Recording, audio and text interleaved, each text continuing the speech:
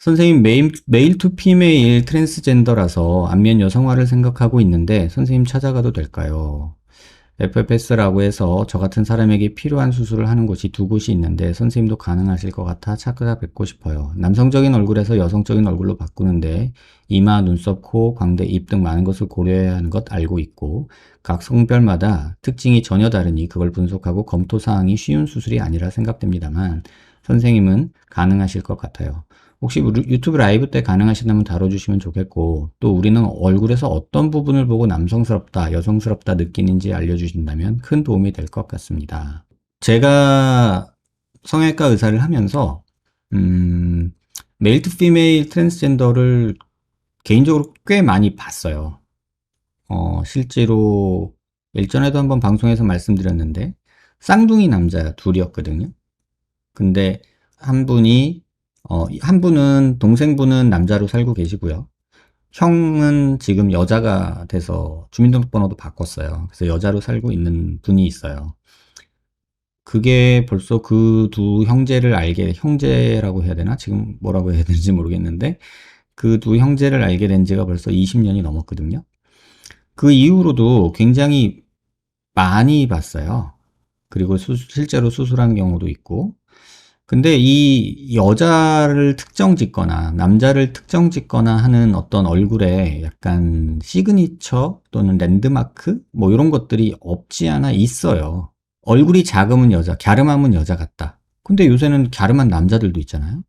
그리고 또 안화상 윤기가 나온 거는 남성적인 이미지다. 그런데 안화상 윤기가 나온 여자들도 있거든요. 그러니까 절대적으로 뭐 하나 때문에 이게 여자다, 남자다, 이렇게 되는 건 없는 것 같아요. 개인적으로는. 왜냐면, 이미지인 것 같아요. 그, 강동성심병원에 계시는 성형외과 여자 선생님이 계신데, 그분도 이제 트랜스젠더 수술을 좀 하시거든요. 근데 그분도 굉장히 독특한 외형을 갖고 계세요.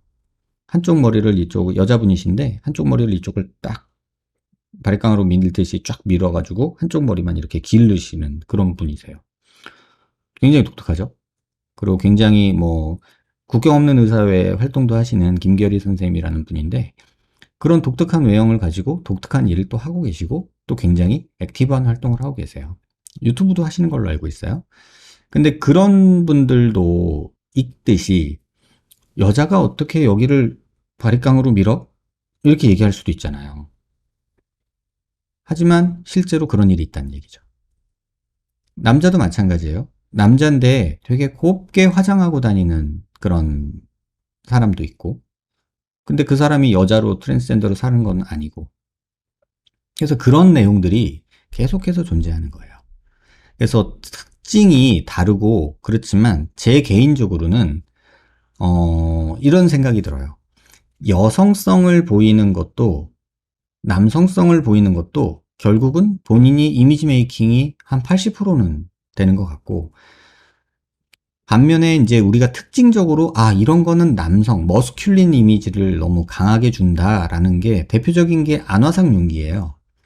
안화상 윤기가 발달하면 발달할수록 남자, 마초, 나쁘게 말하면 약간 유인원 같은 네안데르탈인, 크로마뇽인 이런 사람들 그 진화가 덜 된 거친 느낌의 그런 느낌을 주더라고요.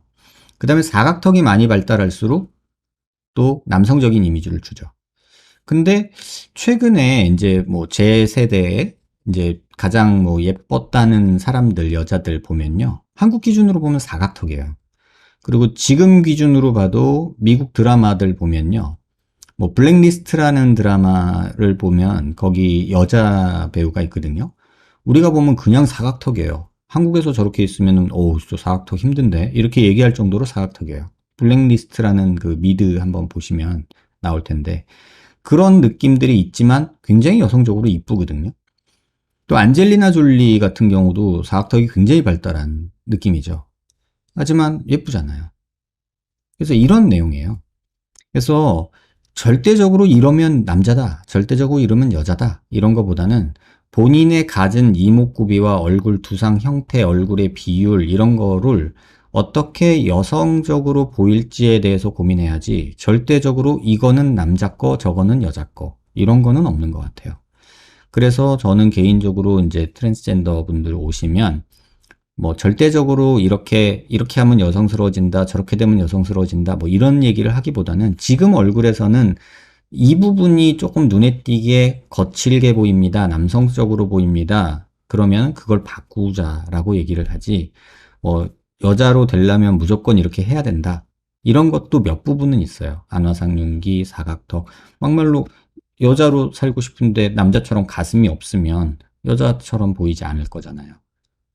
이런 것처럼 아주 특징적인, 그러니까 젠더 아이덴티티를 결정하는 어떤 외형적인 요소들도 있다는 거죠. 그거 아니고서는 눈, 코, 입에서는 조금 변화가 있다. 좀 차이가 있다. 사람마다.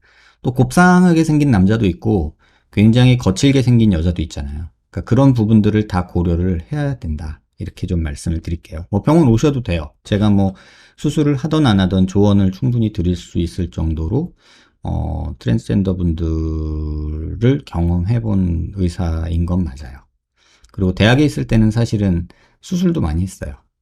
그러니까 이제 유전학적으로 문제가 있어서 이제 여성 생식기가 없이 태어난 여자들도 있거든요. 그런 경우에 여자 생식기를 만들어주는 수술을 대학에 있을 때는 꽤나 했어요. 그 산부인과에서 보통 컨설트가 와서 수술을 하게 되는데 그런 수술을 또 꽤나 경험해 봤기 때문에 또 조언을 드릴 수 있지 않을까 이렇게 생각이 듭니다.